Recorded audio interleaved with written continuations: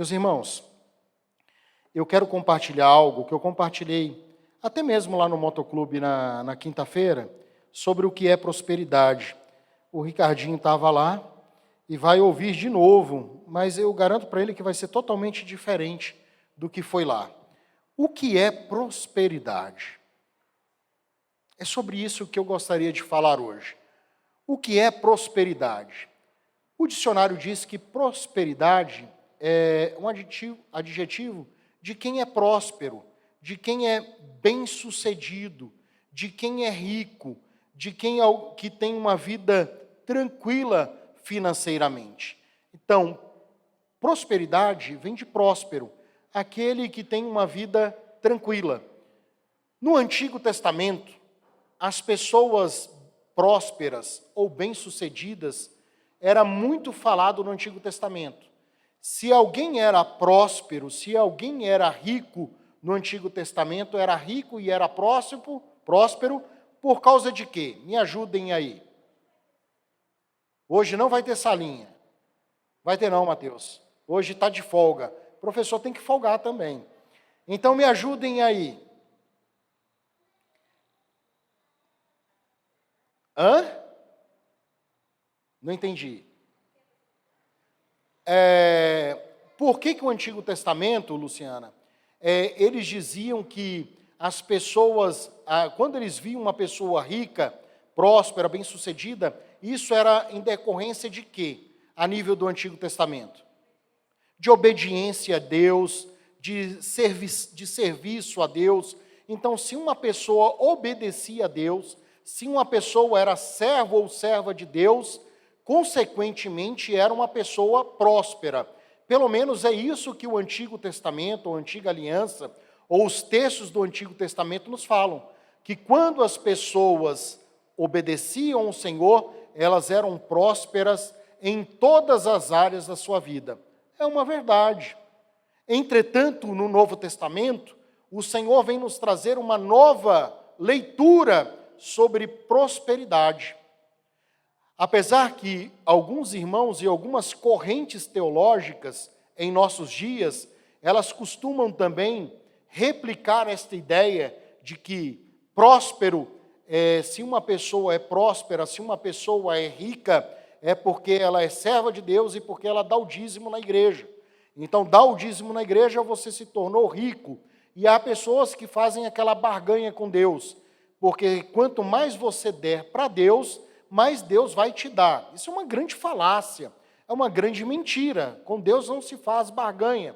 Por isso que em todo momento aqui, do dedicação de vidas e bens, de uma certa forma eu friso isso. Existem irmãos nossos que se associam ou participam ou pregam uma teologia que é conhecida como teologia da prosperidade. Ou seja, se você é próspero, se você é rico, se você é bem-sucedido, é porque você está na bênção. Então não há lugar para o pobre, não há lugar para a miséria. Se você é pobre, se você é miserável, você é uma pessoa que está em pecado. E aí nós observamos em nossos dias alguns irmãos ainda que se atrevem a colocar atrás do seu carro uma frase bastante conhecida, vocês sabem qual é? Esse foi Deus que me deu. Esse carro foi Deus que me deu, foi o presente que Deus me deu. E às vezes nós estamos no trânsito, vendo uma pessoa com um carro, um determinado tipo de carro, e está lá o adesivo, esse foi Deus que me deu, e ao lado dele está alguém pobre, miserável, catando latinhas e papelões, está dirigindo uma carroça.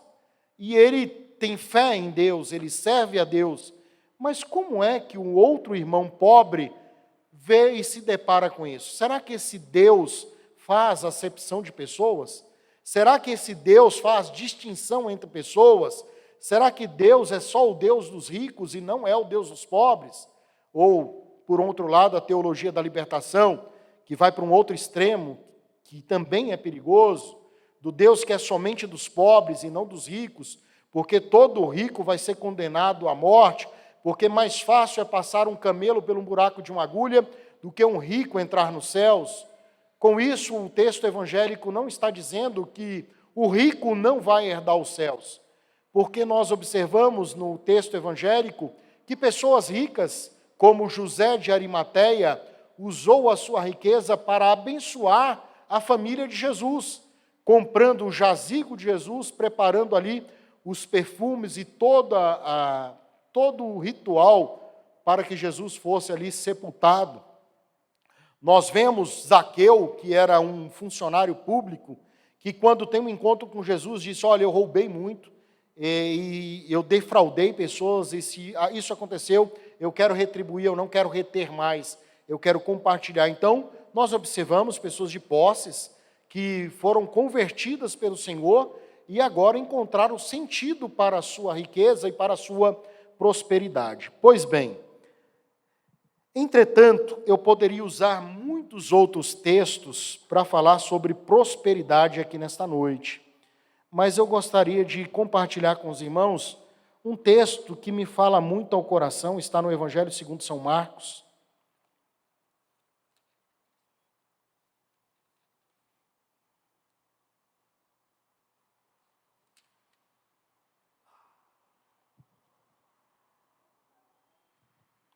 Capítulo 12,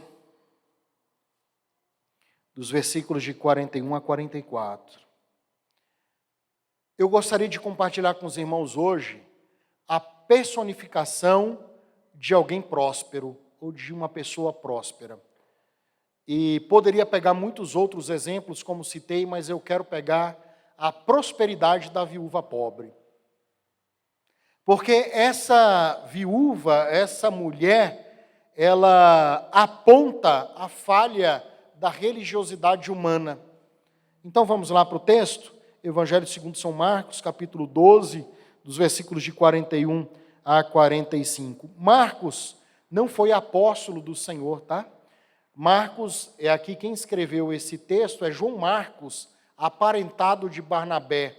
Ele não era apóstolo, não fazia parte do colégio apostólico, mas ele era discípulo dos apóstolos, mais precisamente de Pedro e posteriormente de Paulo. É por causa dele que Paulo tem uma briga muito grande com Barnabé, ao ponto de dos dois se separarem. João Marcos, que escreve esse texto, empreende nessas narrativas, ele empreende não para judeus, porque um outro apóstolo já havia empreendido num evangelho para judeus. Paulo está escrevendo para pagãos que estavam se convertendo ao cristianismo, né? Se eu posso dizer dessa maneira.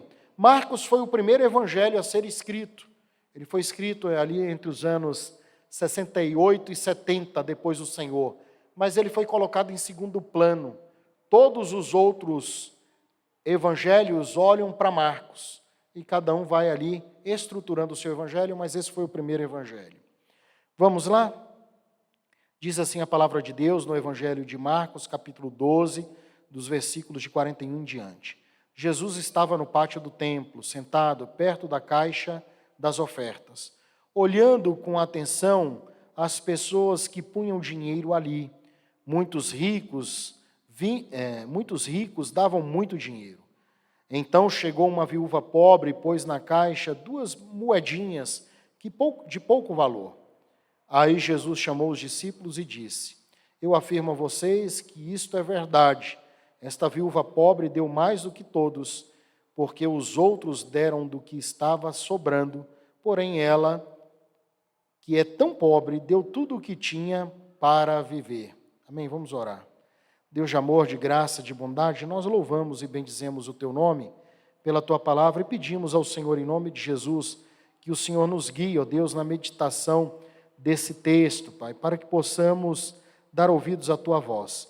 Não queremos ouvir nenhuma voz que não seja a Tua ministrando a nós outros. É o que eu peço ao Senhor, agradecido em nome de Jesus. Amém. Meus irmãos, Marcos pinta um quadro aqui na sua narrativa e é um contraste absoluto, total. No primeiro quadro, Jesus coloca as pessoas em alerta. O Senhor desperta as pessoas contra uma religiosidade que estava sendo vivenciada no templo, ou naquelas comunidades de Jerusalém de sua época. Jesus está ali colocando em relevo o tipo de espiritualidade que os escribas estavam vivendo no templo em seus dias. A espiritualidade dos escribas que estavam no templo no dia em que Jesus estava ali cultuando juntamente com eles, é uma espiritualidade mecânica, externa e estéril. É uma espiritualidade falsa. Por isso que quando nós estamos aqui no momento de dedicação de vidas e bens, que faz parte do culto ao Senhor, eu digo aos irmãos que quando os irmãos saírem dos lugares de vocês, que os irmãos não façam isso de algo mecânico, sai com a boca torta, a boca estranha, eu vou agora parar, né? Então, que os irmãos não façam isso de forma mecânica, externa e estéril, mas que os irmãos possam fazer isso como parte do culto, do reconhecimento da soberania de Deus, porque quando nós saímos das nossas casas para vir à igreja, e isso se torna algo mecânico, externo e estéril, perdemos o sentido de louvor, de adoração. Quando nós ofertamos na igreja, dizimamos na igreja, e isso não parte do profundo da nossa alma, reconhecendo a soberania de Deus, a grandeza de Deus, nós caímos no pecado dos escribas, de uma falsa espiritualidade. A espiritualidade deles era falsa. Eles utilizam da sua espiritualidade, ou pseudo-espiritualidade, para os seus interesses próprios. Eles estavam ali se amostrando, eles estavam ali esbanjando altivez, epáfia, eram orgulhosos, e o orgulho não faz parte do culto ao Senhor. O culto deve partir de pessoas simples, de pessoas humildes, que reconhecem o seu pecado, que reconhecem a sua fraqueza, a sua debilidade, ao Deus que é santo, ao Deus que é soberano. Jesus adverte agora aos seus discípulos. Jesus chama os 12 para perto de si e passa a adverti-los.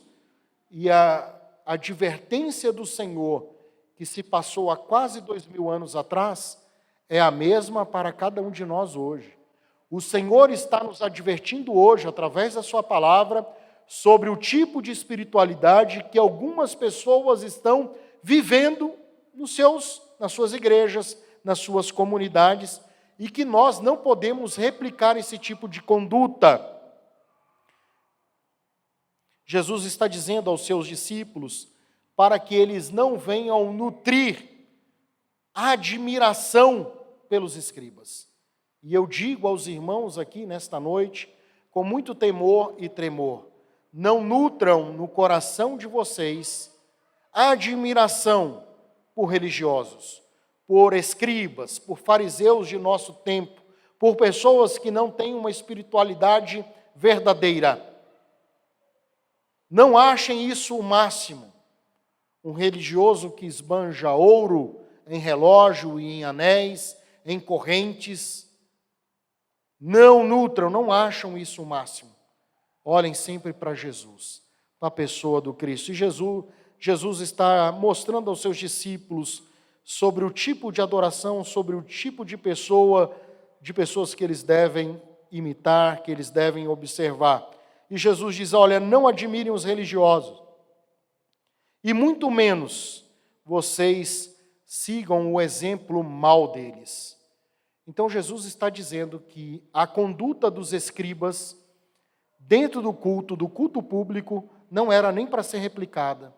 Mas o interessante é que todos estavam viciados no tipo de oferta ou no tipo de adoração mecânica, externa e estéril. Todos estavam fascinados e estavam replicando. Jesus, não replique isso. Não é isso que eu quero. Meus irmãos, nós não somos iguais. Vocês não têm que ser igual a minha pessoa. Eu não tenho que ser igual a vocês. Os pastores que aqui congregam na igreja não precisam pregar da mesma forma, falar da mesma forma. Os que cantam e tocam, não cantam e tocam do mesmo jeito. Não somos bonequinhos made in China, um a cara do outro. Não, não somos. Todos nós somos a imagem e semelhança de Deus, mas temos uma impressão própria e Deus nos ama do jeito que nós somos. Não precisamos ser iguais aos outros, de querer imitar a conduta má ou ruim dos outros. Já no segundo, uma coisa chama a atenção de Jesus. Olha que interessante. O que é que chama a tua atenção numa igreja?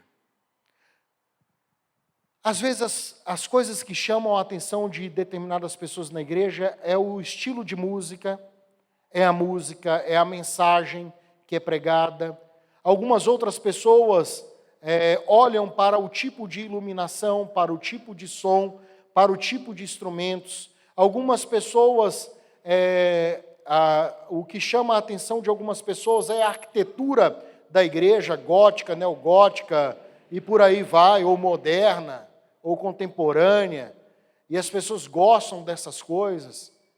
Talvez sejam os vitrais, o ar-condicionado, talvez seja o ministério de infância, talvez seja o ministério de juventude, de casais, e as pessoas estão no culto, estão vivenciando a sua espiritualidade, mas elas estão sendo, algumas coisas estão chamando a atenção delas.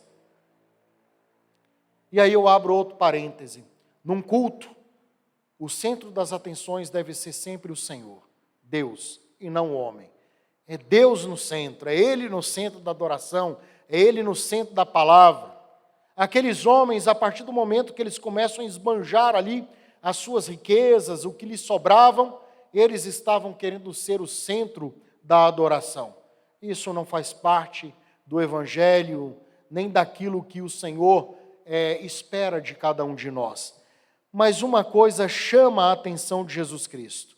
Não foi a arquitetura do templo, não foi a menorá ou candelabro do templo em ouro, não foi as indumentárias do sacerdote que chamaram a atenção de Jesus. Sabe o que é que chamou a atenção de Jesus? Foi a viúva pobre. Ela chamou a atenção de Jesus.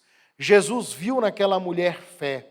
Jesus viu naquela mulher generosidade. Jesus viu naquela mulher desprendimento total. O que é prosperidade? A prosperidade é dom de Deus, é presente de Deus, é graça de Deus. Isso é prosperidade. Prosperidade não é unicamente financeira. A prosperidade ela é emocional, prosperidade espiritual, prosperidade no âmbito físico, psíquico, de saúde, saúde plena. Isso é prosperidade de Deus. E essa mulher vivia a prosperidade de Deus em sua inteireza, mesmo sendo pobre. Da senhora pobre que oferta naquela noite, desta senhora os discípulos devem tirar proveito. Eles devem agora tirar o olhar daqueles que compartilham muito para olhar para aquela mulher. Talvez os escribas nunca vão reter algum ensino que aquela mulher está dando. Mas o Senhor está mostrando aos seus discípulos, aos seus seguidores, que aquela mulher ela está cultuando ao Senhor, ofertando ao Senhor, e ela está transmitindo àqueles que estão cultuando com ela uma confiança total em Deus e uma generosidade sem limites, sem barreiras. A crítica de Jesus aos escribas é duríssima. Eles deveriam ser homens irrepreensíveis, mas agora estavam sendo repreendidos pelo Senhor. Em vez de ensinar o povo para Deus, buscando a glória de Deus, eles estavam buscando atrair a atenção do povo para si, buscando honra, buscando prestígio entre os seus. Andam com roupas finas e compridas, esperam saudações, reverência das pessoas, na sinagoga, nos templos, procuram sempre lugar de honra. Esse é o caminho de um escriba, de um religioso. E esse é o caminho que nós não devemos andar em nossa espiritualidade. Buscar ser reconhecido pelo outro, buscar ser honrado pelo outro, nós não precisamos disso. Tudo o que nós fazemos para Deus, para a glória de Deus. Não é para o homem, é para Deus. Na prática dos escribas existe algo que sem dúvida entristece a Jesus. Mais do que este comportamento profano e insensato, enquanto eles disfarçam uma piedade profunda, como sendo piedosos em suas orações em público, em suas orações extensas em tempo, eles estão se valendo do prestígio religioso para viver às custas das pessoas mais pobres dentro da sua comunidade, principalmente das viúvas, as pessoas mais fragilizadas, indefesas do Israel antigo, de acordo com a tradição. Bom, essa viúva está cultuando ao Senhor, ela não procura honras, ela não procura ser vista por ninguém, ela vai ofertar 2 moedinhas. As 2 moedinhas que ela vai ofertar não paga a conta de água do templo, não paga as velas do templo, não paga uma diária de um faxineiro do templo, não paga absolutamente nada. Aquele era o salário dela, 2 moedas de pouquíssimo valor, e era tudo quanto ela tinha. Mas tudo quanto ela tinha, ela coloca diante do Senhor, diante de Deus. Isso é prosperidade. É interessante que quando nós aprendemos a ser desprendidos, generosos, é impressionante como Deus abençoa. Deus abençoa, Deus dispensa sobre nós bênçãos sem limites, derrama sobre nós bênçãos sem limites. Quando nós somos generosos, quando nós ofertamos a Deus os nossos dons, os nossos talentos, as nossas finanças, Deus nos abençoa. Aqui na igreja teve uma irmã, apesar de ter pedido autorização dela para dizer o nome, hoje eu não vou dizer. Uma irmã que nunca se casou, uma irmã que vivia com um salário mínimo. Essa irmã, com um salário mínimo, ela comprou um lote no Guará. Com o salário mínimo, ela construiu 3 barracões na sua casa. E com um aluguel de 2 quartos ou de 2 cômodos, ela vivia a sua espiritualidade, vivia a sua fé. Deus me deu a graça, em alguns momentos, de dar carona a ela. Isso é graça de Deus. Na verdade, era Deus cuidando dela e Deus dando a oportunidade de eu ser abençoado, não é? Quando eu me empenho em abençoar o meu irmão, Deus é que me abençoa. E ali nós íamos conversando, tal, levando a irmã na casa dela, e uma dessas vezes ela me contou: pastor, olha que coisa engraçada. Ela contava bem baixinho, pausadamente. Ela falava: pastor, eu sou muito grata a Deus. Eu vivo com salário mínimo, essa é a minha realidade. E o senhor acredita, todo ano eu vou para o Piauí de avião, vou e volto de avião. Eu ainda empresto dinheiro para minha sobrinha, que é funcionária pública, o esposo é funcionário público, empresto dinheiro, porque eles não têm dinheiro, e eu empresto. Eu falei: eu acredito. Eu acredito, irmã. Sabe por quê? Porque isso é prosperidade de Deus. Isso é a verdadeira prosperidade de Deus. E aí nós vemos, né, Larissa, o cuidado de Deus em relação a essa senhora, que Deus toca você, toca a mim, e a gente pega aquela senhora num momento da vida dela de sofrimento, de abandono pelos seus familiares, e a Igreja Batista no Guará dos 2 se fez presente, socorreu a irmã, e a irmã hoje está super bem, graças a Deus. Deus não livrou a irmã do sofrimento, mas no sofrimento, porque Deus cuida de nós. Então esta viúva está ali entregando as suas ofertas, depositando no altar as suas ofertas ao Senhor, e Jesus afirma, diz o texto: eu afirmo a vocês que isto é verdade, esta viúva pobre deu muito mais do que todos. Existem muitas pessoas que estão dando mais do que muitos, porque estão dando o seu tudo. E não estou falando agora de finanças, eu estou falando do seu tempo, eu estou falando dos seus dons, dos talentos, de empreender na obra do Senhor.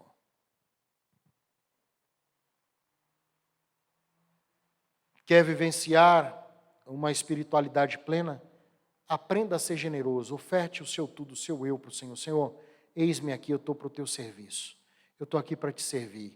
Senhor, tudo é teu. Tudo é teu, tudo é do Senhor. O Senhor é soberano.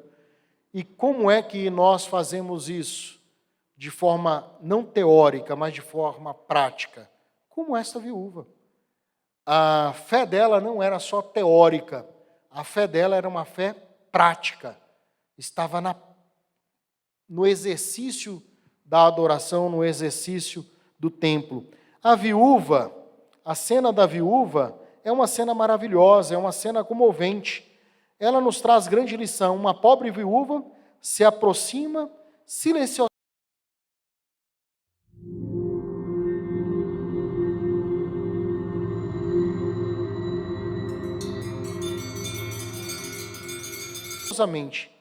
de um dos muitos gasofiláceos encontrados ali naquele local. Muitas pessoas abonadas, ricas, estão depositando grandes quantias de dinheiro. A pobre viúva, de maneira muito simples, quase envergonhada, creio eu, ou talvez não, faz a sua doação. E não esperava que o Senhor visse e tirasse daquela postura dela, da conduta dela, lição para a igreja, lição para todos nós. Nós precisamos aprender com aqueles que nós achamos fracos. Nós precisamos aprender com os pobres, com aqueles que nada têm. Nós precisamos aprender. Isso mostra que ninguém é soberano na igreja além do Senhor. Ninguém sabe tudo além do Senhor. Nós estamos aprendendo uns com os outros. Quando eu estou na igreja, quando eu estou no templo, quando eu estou cultuando, é a oportunidade que eu tenho de aprender. Aprender com o pastor, aprender com o irmão, aprender com a irmã, aprender cada um no seu momento de adoração. Ali o Senhor usa desse momento de adoração para ensinar a todas as pessoas sobre generosidade e desprendimento. E por quê? Jesus afirma que a mulher deu mais do que todos. Versículo 44 está a resposta. Porque os outros deram do que estava sobrando, porém ela, que é tão pobre, deu tudo quanto tinha para viver. Ela entregou tudo quanto ela tinha, ela ofertou ao Senhor. Isso é fé. Fé não se mede, fé se vive. Nós vivenciamos essa fé em Cristo Jesus. Amém, meus irmãos? Fechem seus olhos, estejam aí orando no seu lugar e peça ao Senhor para que você possa vivenciar uma fé, uma espiritualidade como a da viúva, um desprendimento e generosidade, reconhecendo sempre a soberania de Deus em todos os atos da sua vida. Esteja orando. Pai de amor, de graça, de bondade, nós te louvamos, Deus, pela tua palavra ministrada a nós. Pedimos ao Senhor que essa palavra ela possa encontrar guarida em nosso coração, que essa palavra ela possa exortar, consolar e edificar quem o Senhor quiser. E em nome do Senhor Jesus, que possamos em nossa espiritualidade vivenciar uma espiritualidade contagiante, interna, contagiante e frutífera. É o que eu peço ao Senhor em nome de Jesus. Que possamos, Deus, viver a excelência do teu evangelho, reconhecendo a tua soberania em nossas vidas, em nome do Senhor Jesus. E que possamos reconhecer e agradecer ao Senhor pelo teu cuidado em nós, a cada instante, a cada momento de nossa caminhada. Assim eu oro em nome de Jesus. Amém. Qual é o canto?